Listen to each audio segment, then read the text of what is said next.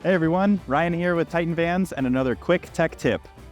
In today's video, I'll show you how to check Mercedes Sprinter factory fuses.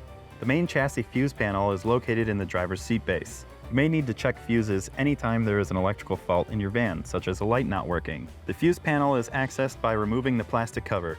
Refer to the fuse diagram in your Mercedes owner's manual to locate the proper fuse location. With the van in park and the engine off, start by removing the ground connection from the firewall. To remove, push down on the red button and pull the cable towards the rear of the van. Now you can pull the suspected bad fuse.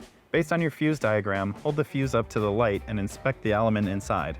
Is there a break in the element? If so, the fuse needs to be replaced.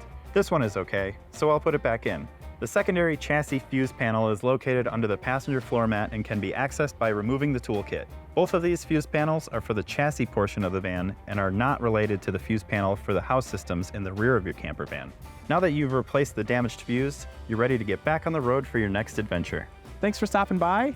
Hope this tech tip was helpful. Until next time, we'll see you out there.